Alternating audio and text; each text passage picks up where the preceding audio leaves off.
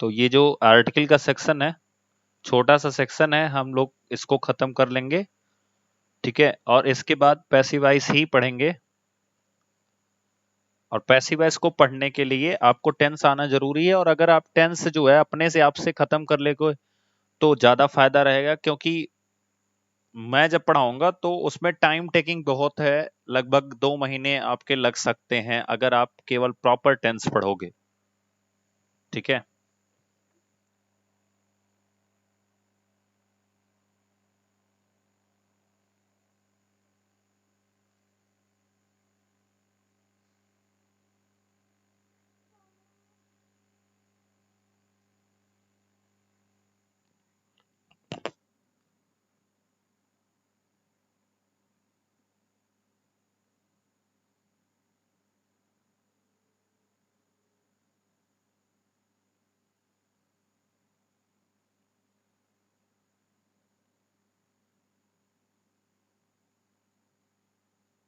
चलिए फिर स्टार्ट करते हैं। आर्टिकल, किसी को पता है आर्टिकल क्या होता है, किससे कहते हैं आर्टिकल? देखो, आर्टिकल जो होता है वो एक तरह से डिटरमाइनर होता है। डिटरमाइनर का अगर हम हिंदी में बात करें तो डिटरमाइनर को हम हिंदी में कहते हैं निश्चित करने वाला। क्या कहते हैं? निश्चित करने वाला, ठीक है, निश्चित करने वाला। अब सवाल उठता है कि किस चीज को ये निश्चित करेगा, तो नाउन को निश्चित करेगा, ठीक है। जैसे अगर मैं लिखूं पेन, ठीक है, और इसी के पहले मैंने ए लगा दिया, तो आपको पता चल गया कि ये पेन कितनी हो गई, पेन की निश्चितता हो गई। कितनी पेन हो गई बताओ जरा? एक पेन हो गई। और अगर मैंने इसी पेन के पहले द लगा दिया, तो मैं किसी स्पेशल पेन की बात कर रहा हूं, तो यहां भी निश्चितता हो जाती है, ठीक है। तो डिटरमाइनर सिंपल सा एक वर्ड होता है। देखिए यहां पे लिखा गया what is determiner. Simply put, अगर हम सिंपल लैंग्वेज में बात करें, इन इंग्लिश, अंग्रेजी में, a determiner is a word that introduce a noun. Determiner जो होता है वो एक ऐसा शब्द होता है जो नाउन को इंट्रोड्यूस करता है, नाउन को प्रेजेंट करता है, नाउन को बताता है। उसके बाद देखिए, it always comes before a noun. मैंने आपको बताया है, ये बहुत इंपॉर्टेंट लाइन है, हमेशा याद रखना। जो आर्टिकल होगा वो कहीं ना कहीं बिना नाउन के नहीं आएगा। मैं क्या शब्द इस्तेमाल कर रहा हूं? कोई भी आर्टिकल जो होगा, कोई भी डिटरमाइनर जो होगा, वो बिना नाउन के नहीं आएगा। जैसे एक एग्जांपल तुम लोगों को बताता हूं कि अगर मैं लिखूं सी इज डैश गुड, ठीक है, तो यहां पे कौन सा आर्टिकल हम भरेंगे? ए, एन या द में से कौन सा आर्टिकल भरेंगे? बताओ। सबका आंसर गलत है, यहां पे कोई आर्टिकल नहीं भरा जाएगा। यहां पे साफ लिखा गया है, ध्यान से फिर से पढ़ो, it always comes before a noun. और ये गुड क्या है? एडजेक्टिव है। जब तक एडजेक्टिव के बगल में नाउन नहीं आएगा, ठीक है। अगर हम यहां पे गर्ल लगाएंगे तभी हम यहां पे ए लिखेंगे। अगर ये गर्ल नहीं लिखा जाएगा तो यहां पे कोई भी आर्टिकल नहीं यूज होगा। मतलब ये सिंपल सा सेंटेंस हम डायरेक्ट लिखेंगे, she is good, not a good. अगर इसी को हम नाउन के साथ लिखेंगे तो हम लिखेंगे she is a good girl. Clear हुआ? तो यहां पे ए क्यों आया? क्योंकि लास्ट में क्या आया है? नाउन आया है। और इस नाउन को क्वालिफाई कौन कर रहा है? ये एडजेक्टिव कर रहा है।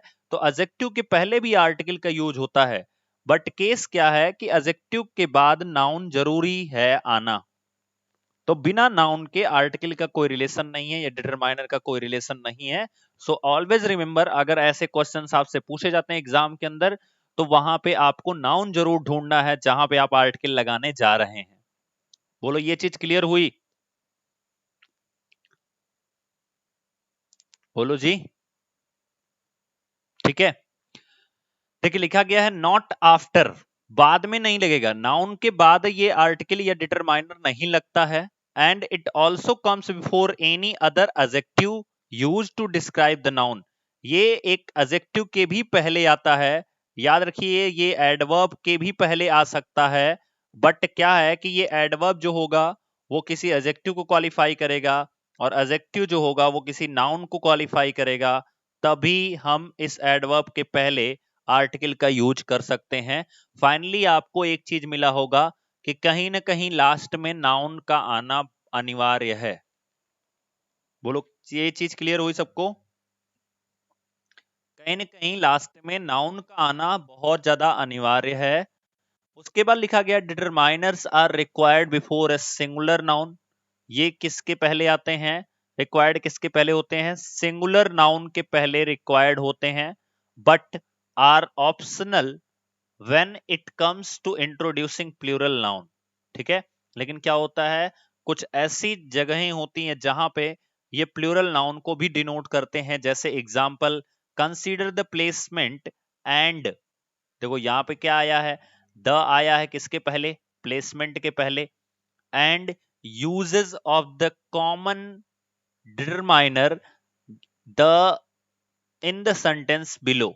अब इस सेंटेंस को पढ़ो तो लिखा गया the bunny went home, I ate the chocolate cookie for dessert. देखो याद रखना, चॉकलेट, एक चॉकलेट की बात नहीं की जा रही है, एक से ज्यादा चॉकलेट की बात की जा रही है। तो इस केस में यहाँ पे द यूज करा गया है। तो कभी कभी प्लूरल के सेंस में हम यूज करेंगे, बट उसका भी तरीका होगा, किस तरीके से हम यूज करेंगे, किस तरीके से नहीं यूज करेंगे। क्लियर हो गया सबको? अभी आगे ज्यादा क्लियर हो जाएगा, परेशान नहीं होते हैं। ठीक है, तो ऑब्वियस सी बात है कि जो एक डिटरमाइनर होता है वो हमारा आर्टिकल होता है। अब देखिए आर्टिकल कितने तरह के होते हैं, तो बेसिकली जो आर्टिकल होते हैं वो दो तरह से होते हैं। एक होता है डेफिनिट आर्टिकल और दूसरा होता है इनडेफिनिट आर्टिकल। दूसरा क्या होता है? इनडेफिनिट आर्टिकल होता है। ठीक है, डेफिनिट का मतलब क्या होता है, कोई बताएगा? डेफिनिट का मतलब होता है हिंदी में निश्चित। आप लोग यहां से अपनी नोट्स बना सकते हो। डेफिनिट का मतलब क्या होता है? निश्चित। और इनडेफिनिट का मतलब क्या होता है? अनिश्चित। इनडेफिनिट का मतलब क्या होता है? अनिश्चित। डेफिनिट आर्टिकल जो होते हैं ये सिंगुलर काउंटेबल, रिमेंबर, याद रखिएगा कि निश्चितता तभी हम प्रदर्शित कर सकते हैं जब हम किसी चीज को काउंट कर सकें। क्या कर सकें? काउंट कर सकें। तो बहुत सिंपल सी भाषा में आप याद रख लो कि ये जो डेफिनिट आर्टिकल होते हैं ये काउंटेबल नाउन के पहले यूज किए जाते हैं। किसके पहले यूज किए जाएंगे? काउंटेबल नाउन के पहले यूज किए जाएंगे। Countable noun in the sense, जैसे किसी भी चीज को अगर आप गिन सकते हो तो वहां पे हम काउंटेबल नाउन का, या काउंटेबल नाउन उसे कहते हैं। जैसे रोटी हम गिन सकते हैं, किताबें हम गिन सकते हैं, या जो चीजें हम गिन सकते हैं। लेकिन अगर हम पानी की बात करें तो क्या आप पानी को गिन सकते हो? आप पेट्रोल को गिन सकते हो? हवा को गिन सकते हो? बोलो, नहीं। ठीक है ना? लेकिन इसीलिए तो हम वहां पे क्या यूज करते हैं? The wind blow, the use करते हैं। तो याद रखिए जो डेफिनेट आर्टिकल है वो बेसिकली कौन सा होता है? द होता है। ठीक है, और जो इनडेफिनिट आर्टिकल हैं वो कौन कौन से हैं? वो एक ए है और दूसरा क्या है? एन है। ठीक है, क्लियर हो गया? यहां तक समझ में आया सबको? चलिए मूव करते हैं नेक्स्ट।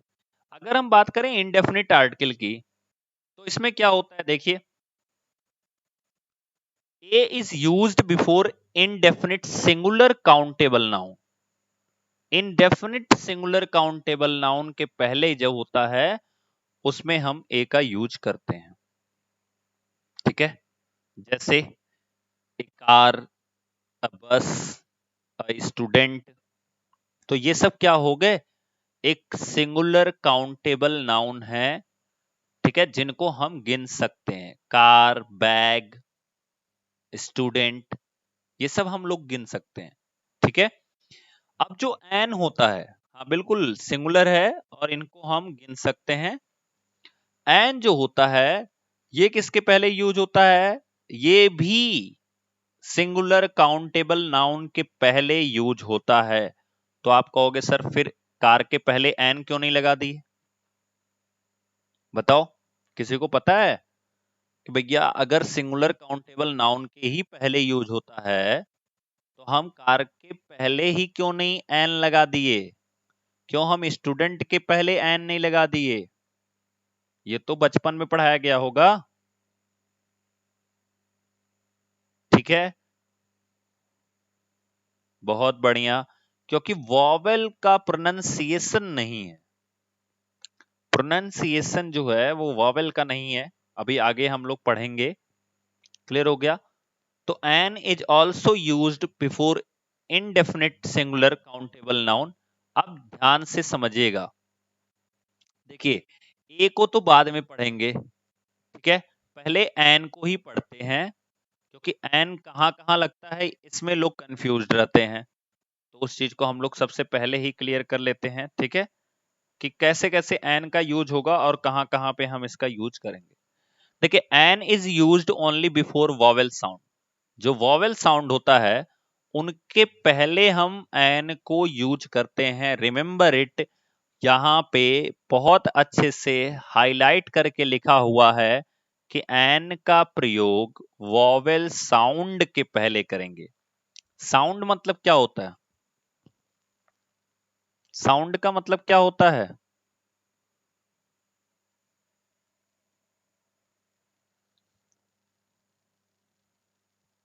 साउंड का मतलब क्या होता है? बहुत बढ़िया रेनू, उच्चारण से रिलेशन होता है, ठीक है ना, उच्चारण से संबंध होता है। तो an is used before vowel sound. Remember, याद रखिए, A E I O U do not necessarily produce vowel sound. जरूरी नहीं है कि ए ई आई ओ यू से ही वॉवेल साउंड प्रोड्यूस हो। इसका मतलब ध्यान से समझिएगा कि अगर मैं आपको एक सीधी भाषा में समझाऊं, ठीक है, अगर आपको एक सीधी भाषा में मैं समझाऊं तो आपको ये चीज समझ जानी चाहिए कि अगर कोई चीज ए से लिखी है, यू से लिखी है, तो जरूरी नहीं है उसके पहले हम लोग एन लगाएं। जैसे एक एग्जांपल देता हूं आपको, अगर यूनिवर्सिटी मैं लिखता हूं, यूनिवर्सिटी, और मैं आपसे पूछूं कि बताओ इसके पहले कौन सा आर्टिकल यूज होगा? बताइए। नहीं रेनू, द नहीं, केवल आपके पास दो ऑप्शन है, ए या एन, इनमें से बताना है आपको। ठीक है, बहुत बढ़िया, सब लोग ए बता रहे हो। क्यों? क्योंकि इसका जो प्रोनंसिएशन है वो कहां से स्टार्ट होगा? वो य से स्टार्ट होगा, यूनी, य से स्टार्ट होगा। ठीक है, इसी तरह से मैं एक एग्जांपल और लेता हूं, यूनियन। यूनियन, तो इसमें क्या लगेगा ए और एन में से? बताओ। ऑब्वियस सी बात है, यहां भी ए लगाएंगे, क्योंकि यहां पे भी हम स्टार्ट कैसे कर रहे हैं? यू से कर रहे हैं। ठीक है, अब ध्यान से देखिएगा कि यहीं से एक और एग्जांपल लेते हैं, U M B R E double L A. इसके पहले आप क्या यूज करोगे, ए या एन? बहुत बढ़िया, तो हम लोग इसके पहले एन का यूज करेंगे। क्यों? क्योंकि यहां पे प्रोनाउंसिएशन जो है वो क्या है? अम्ब्रेला।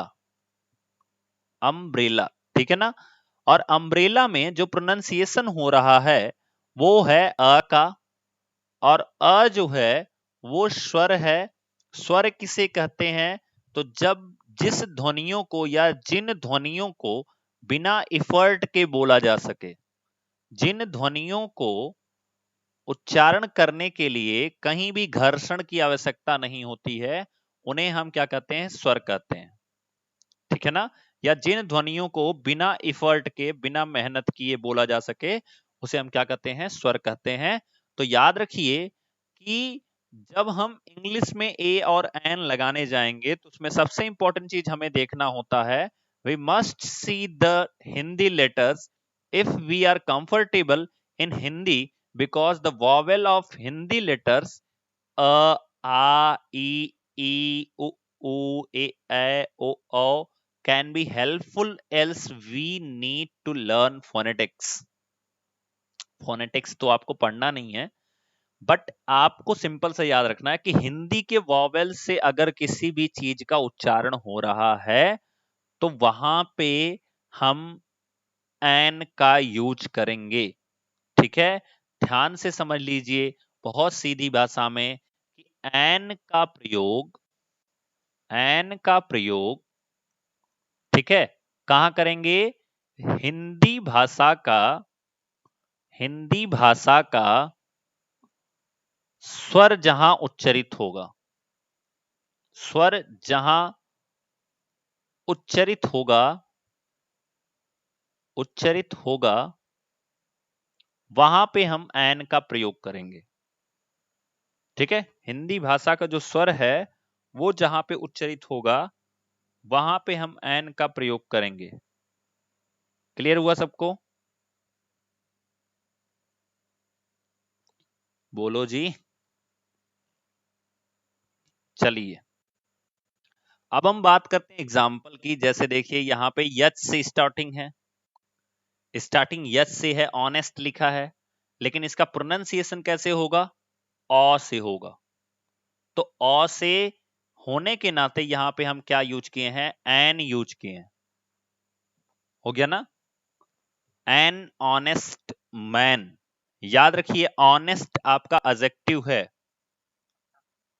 और यही मैं शुरू शुरू में आपको समझाया हूं, ऑनेस्ट एडजेक्टिव है, और एडजेक्टिव के बाद मैन है जो कि एक क्या है, नाउन है, और इसी नाउन की वजह से ये एन लगा है। ठीक है, इसी नाउन की वजह से वो एन लगा है। ये कॉन्सेप्ट आपको क्लियर हो जाना चाहिए कि वो जो एन यूज हुआ है वो just because of noun use हुआ है। अगर आपके सेंटेंस में केवल ऑनेस्ट लिखा होता, ठीक है, केवल क्या लिखा होता, ऑनेस्ट लिखा होता, या ऐसे एक सेंटेंस दे दिया जाता, राम इज डैश ऑनेस्ट, ठीक है, और आपसे ऑप्शन दे दिया जाता ए, फिर दे दिया जाता एन, फिर दे दिया गया आपको द, एंड लास्ट में लिख दिया गया है नन ऑफ दीज, तो कौन सा ऑप्शन सही करते सब लोग? अरे बाप रे बाप रूबी, शुरू शुरू में मैं तुम्हें से समझाया हूं, कौन सा ऑप्शन सही करोगी?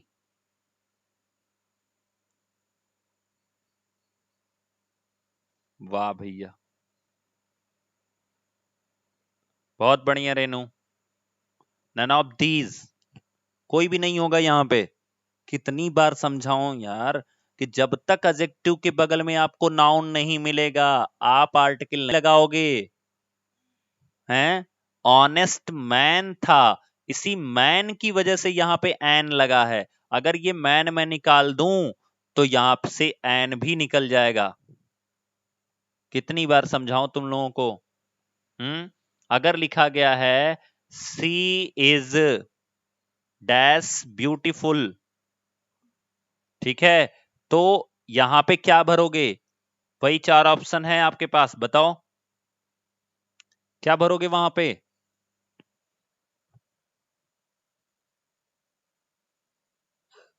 बिल्कुल नन ऑफ दीज भरेंगे, क्योंकि ब्यूटीफुल के बाद हमें क्या मिलना चाहिए, नाउन मिलना चाहिए। और यही छोटी छोटी गलतियां होती हैं एग्जाम के अंदर, आपसे पूछ लेगा आप लोग भर के चले जाओगे, सर सही किए थे हम। बिल्कुल नाउन मिलना चाहिए, अगर एडजेक्टिव के बाद नाउन नहीं है तो हम वहां पे आर्टिकल यूज नहीं करेंगे। याद रखिए, कहां यूज करना है इससे ज्यादा मैटर करता है कि कहां यूज नहीं करना है। समझ में आ रही बात? आपको कहां पे किसी चीज का यूज करना है वो अलग की बात है, लेकिन उससे ज्यादा मैटर करता है कि कहां पे किस चीज का यूज नहीं करना है, वो बहुत ज्यादा मैटर करता है।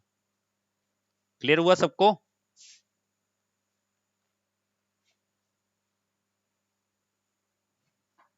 ठीक है, चलो। अब देखो, अब आप कहोगे सर अम्ब्रेला के बाद में, अम्ब्रेला के पहले ही क्यों लगा दिया गया एन? इसके बाद तो नाउन नहीं है, हैं? दूसरा एग्जाम्पल देखो, लिखा है ना एन अम्ब्रेला। देखो सब लोग, एन अम्ब्रेला लिखा है, क्यों लगा दिया गया उसके पहले? उसके बाद तो नाउन नहीं है।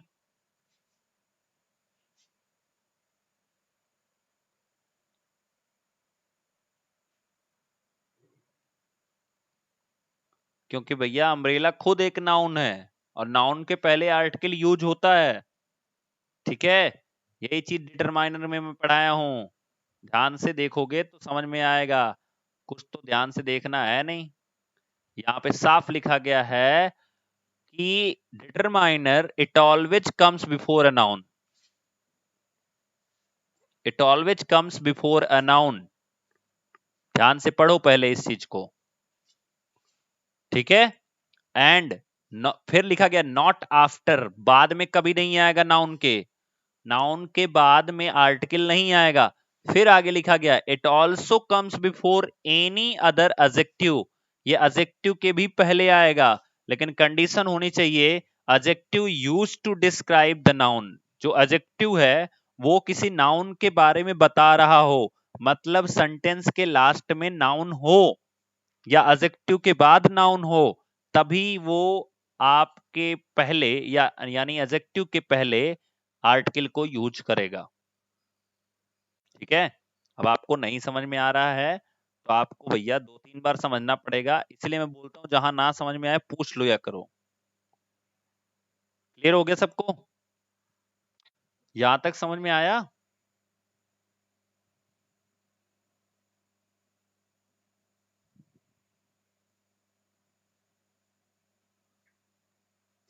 चलिए ए के बारे में देख लेते हैं। If the word start not the vowel sound but with consonant sound, article a is used. Simple सी भाषा में लिखा गया है कि अगर शब्द जो है आपका कॉन्सोनेंट साउंड से स्टार्ट होता है, मतलब ए, ये जो अ आ इ ई पढ़े हो उनको छोड़ करके अगर किसी और चीज से स्टार्ट होता है वर्ड का प्रोनाउंसिएशन, जैसे यूनिवर्सिटी में य से स्टार्ट हुआ, भले वो यू से स्टार्ट था लेकिन य से स्टार्ट होने के नाते, य से स्टार्ट होने के नाते उसमें हमने क्या लगा दिया था, ए लगा दिया था यूनिवर्सिटी में। जैसे एग्जांपल देखिए, लिखा गया है अ य, देखो भले ई डब्ल्यू ई लिखा गया है लेकिन इसको केवल य पढ़ते हैं, केवल य पढ़ते हैं, इसकी वजह से यहां पे हम ए लगाए हैं। क्या पढ़ते हैं? य पढ़ते हैं। इसका मतलब क्या होता है? इव का मतलब, देखो एक्चुअल में तो हम लोग देसी आदमी है ना तो इसे इव पढ़ेंगे, लेकिन ये एक्चुअल में इसका जो प्रोनाउंसिएशन होता है वो य होता है। ठीक है, य का मतलब क्या होता है कोई बताएगा? भेड़ी। 2017 के एग्जाम में यूपी टेट में ये पूछा हुआ है कि इव का फेमिनिन जेंडर, मस्कुलिन जेंडर बताइए, तो उसका जो मस्कुलिन जेंडर होता है वो होता है रैम। रैम का मतलब होता है भेड़, और एव का मतलब होता है भेड़ी। नोट कर लो, स्त्रीलिंग और पुल्लिंग वाला है ये। ठीक है, इसी तरह से यहां पे देखिए यूनियन लिखा है, अब इसका उच्चारण जो होगा वो यूनियन ऐसे लिखा जाएगा, यूनियन। तो य के नाते ही यहां पे क्या यूज हुआ है? ए यूज हुआ है। क्लियर हुआ सबको ये चीज? नोट करते रहो तुम लोग अपने नोट्स में। नोट हो गया सबका? ये पीडीएफ नहीं मिलेगा?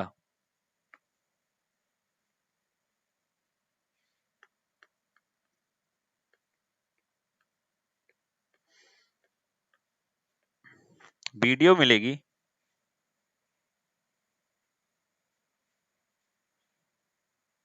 चलिए अगला देखो, लिखा गया है an article comes before a noun. तो ये तो मैंने आपको बताया ही कि आर्टिकल जो है वो हमेशा नाउन के पहले आएगा, कभी भी नाउन के बाद जो है वो आर्टिकल नहीं आएगा। ठीक है, अगला देखिए example, she is a girl. ठीक है, तो गर्ल जो है वो नाउन है और उसके पहले क्या आया है, ए आया है। अब दूसरा रूल देखिए, if an adjective qualify the noun, अगर कोई एडजेक्टिव क्या करता है, नाउन को क्वालिफाई करता है, then article comes before adjective. भाई सिंपल सी बात है। अब अगर कोई गर्ल की विशेषता को बताएगा, जैसे अगर यही सेंटेंस लिखा जाए, सी इज डैश ब्यूटीफुल गर्ल।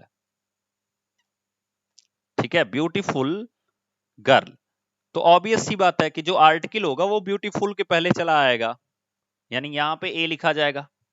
समझ में आई बात? तो यही बात उसने कहा है, if an adjective qualifies the noun the article comes before adjective. जो आर्टिकल होगा वो किसके पहले आएगा, वो एडजेक्टिव के पहले आएगा। तुम लोग हिंदी में लिखा करो ये सब रूल्स, रूल्स सारे के सारे हिंदी में लिखना है आप लोगों को। भले ही मैं यहाँ पे इंग्लिश में लिखा हूं, इसलिए मैं हिंदी में इसको समझा भी रहा हूं कि अगर कोई भी एडजेक्टिव किसी भी नाउन को क्वालिफाई करता है, तो जो आर्टिकल है, जो आर्टिकल होगा वो एडजेक्टिव के पहले आएगा। क्लियर हुआ सबको? समझ में आया?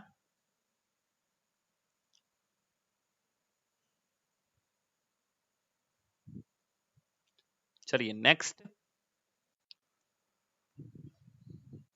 जैसे देखो वही वाला एग्जांपल यहाँ पे लिखा भी गया है, सी इज अ ब्यूटीफुल गर्ल। तो ब्यूटीफुल जो है वो आपका क्या है, एडजेक्टिव है, और एडजेक्टिव के पहले क्या आ गया है, आर्टिकल आ गया है। ठीक है, नेक्स्ट है, if an adverb qualifies the adjective. देखिए याद रखिए, अगर कोई एडवर्ब किसको क्वालिफाई करता है, एडजेक्टिव को, और एडजेक्टिव जो है वो नाउन को क्वालिफाई करता है, तो इस केस में जो आर्टिकल है वो एडवर्ब के पहले आ जाएगा।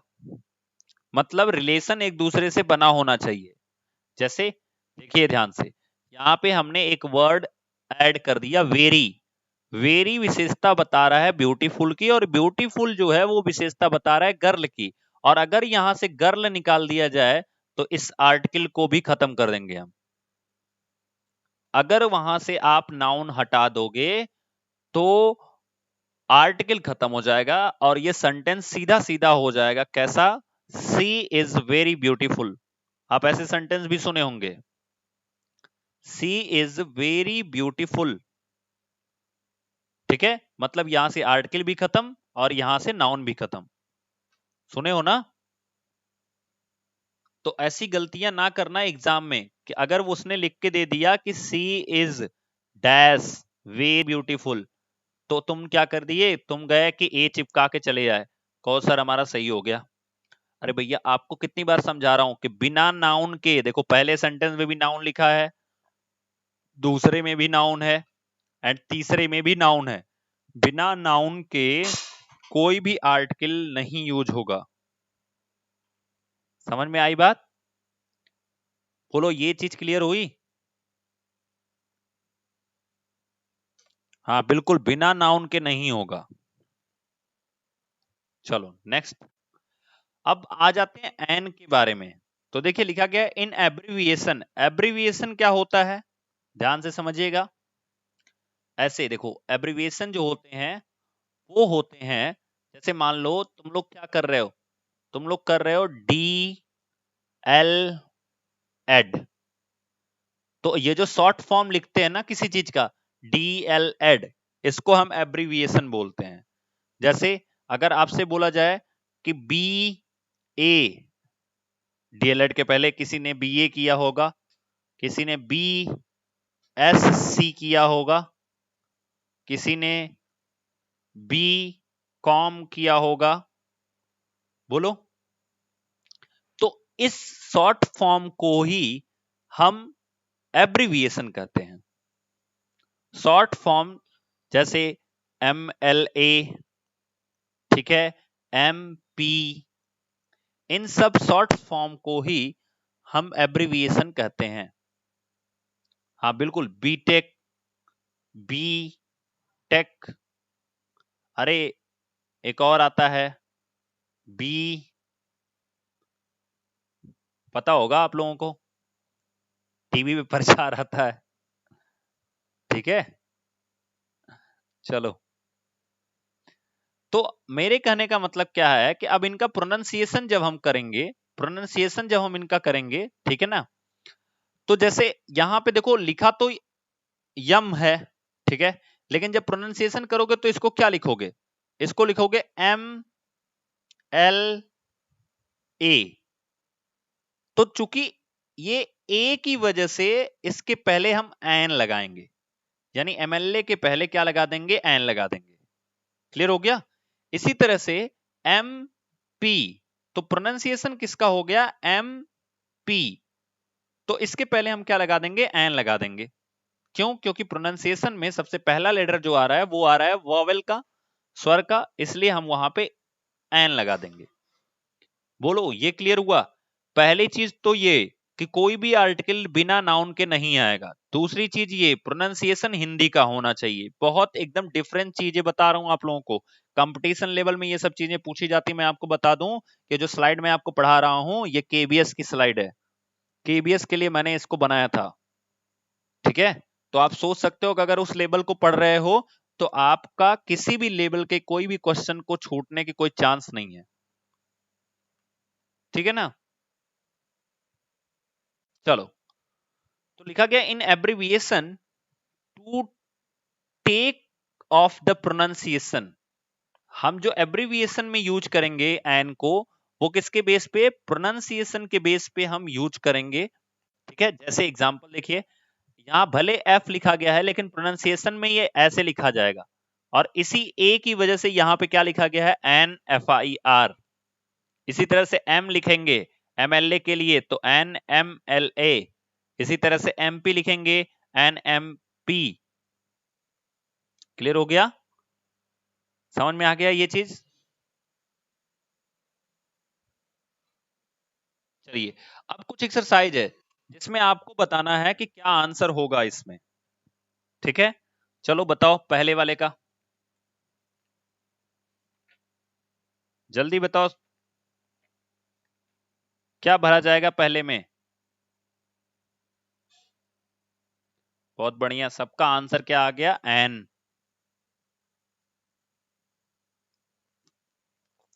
ठीक है, नेक्स्ट एक्सरसाइज बताओ इसमें क्या भरा जाएगा। चलो सब लोग बढ़िया, सब लोग सही बता रहे हो, आगे बढ़े। नेक्स्ट, जिसकी मीनिंग नहीं समझ में आएगी वो भी पूछ लेना तुम लोग। बताओ इसमें क्या भरा जाएगा, तीसरे वाले में। बहुत बढ़िया, एन भरा जाएगा क्योंकि यहां पे प्रोनाउंसिएशन ऑनर मिलेगा। क्या मिलेगा, ऑ, और ऑ की वजह से यहां पे हम एन को पुट करेंगे। चलिए नेक्स्ट, चौथा,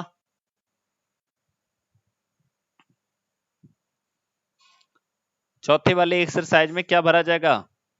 चलो सब लोगों का आंसर आ गया ए, क्योंकि यूनियन है, य से स्टार्ट होगा। पांचवा,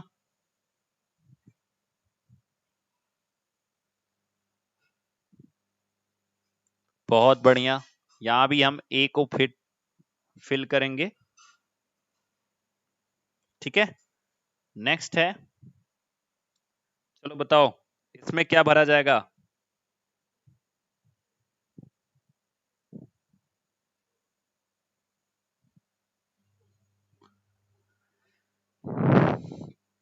ये गलत हो गया तुम लोगों का, इसका प्रोनाउंसिएशन होता है एयर।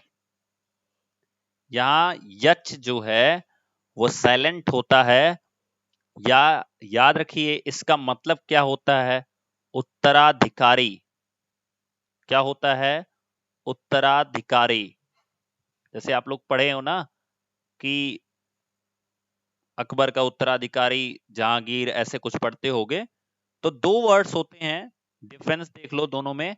अगर HEIR है तो इसे हम एयर बोलते हैं, एयर बोलते हैं, और इसका मतलब होता है उत्तराधिकारी। ठीक है। और अगर उसी वर्ड में ए आ गया, HAIR, तो इसे हम हेयर बोलते हैं, जिसका मतलब होता है बाल। ठीक है। फर्क क्या है स्पेलिंग में ई और ए का? क्लियर हो गया?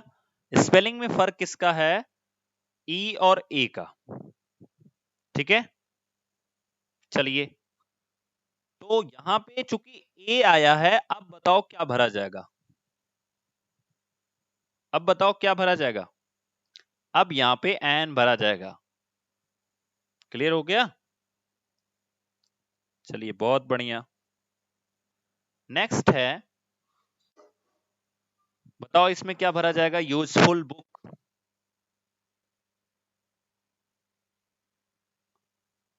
और अगर मैं बुक हटा दूं तब क्या भरा जाएगा? अगर मैं बुक निकाल देता हूं तो क्या भरा जाएगा?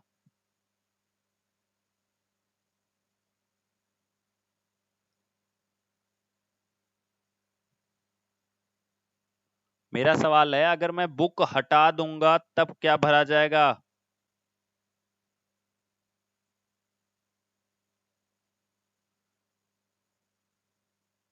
बिल्कुल कुछ नहीं भरा जाएगा, क्योंकि वहां पे नाउन ही नहीं मिलेगा। ठीक है।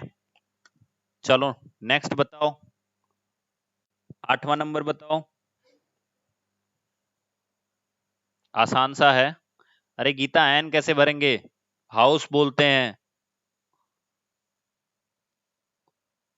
ए भरेंगे यहाँ पे, और यहां भी ए भरेंगे। नेक्स्ट है 9वां नंबर, बहुत इंपॉर्टेंट है। बताओ इसको क्या बोलते हैं?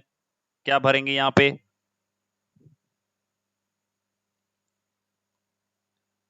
मजा आ गया, तुम लोग गलत कर रहे हो।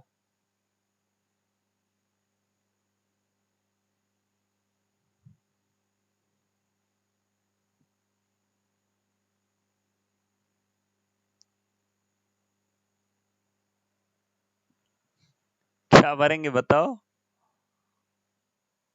सब लोग ए पे आ गए। इसका प्रोनाउंसिएशन य होता है, य और अ होता है, और इस य की वजह से यहां पे हम ए भरेंगे। य नहीं बोलते हैं, य बोलते हैं। ठीक है। उसका प्रोनाउंसिएशन य होता है। जब गूगल पे सर्च करोगे तो तुम्हें इसका प्रोनाउंसिएशन दिखेगा। ठीक है। चूंकि फोनेटिक्स में इसका प्रोनाउंसिएशन अलग तरीके से आता है, फोनेटिक्स में हम इसकी जो स्क्रिप्ट होती है वो अलग तरीके से लिखते हैं, तो उसमें फोनेटिक्स के अंदर इसका प्रोनाउंसिएशन य होता है, ई से स्टार्ट होता है। लेकिन नॉर्मली इसका प्रोनाउंसिएशन अगर देखा जाए, नॉर्मल जो इंग्लिश का यूज है उसके अंदर इसका प्रोनाउंसिएशन य से स्टार्ट होता है। क्लियर हो गया? तो एक इंपॉर्टेंट चीज आपकी 6वें नंबर की है, और दूसरी इंपॉर्टेंट चीज आपकी 9वें नंबर की है। ये दोनों को आपको नोट डाल के लिखना है कि इनके पहले हम क्या यूज कर रहे हैं। है वहां पे एयर, लेकिन हम उसको हेयर पढ़ के अगर गलती करेंगे तो वहां पे हमारा आर्टिकल गलत हो जाएगा। और इसी तरह से यहाँ पे ईयर है, और इसी वजह से यहाँ पे हम ए लिखेंगे। ठीक है। तो ये दोनों 6वां और 9वां बहुत इंपॉर्टेंट है। एंड आज की लास्ट एक्सरसाइज, इसको बता दो क्या भरा जाएगा?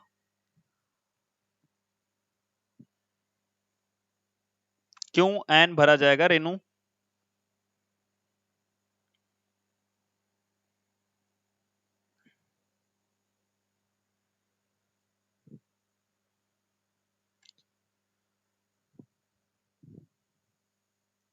1 रुपी नोट दिया है,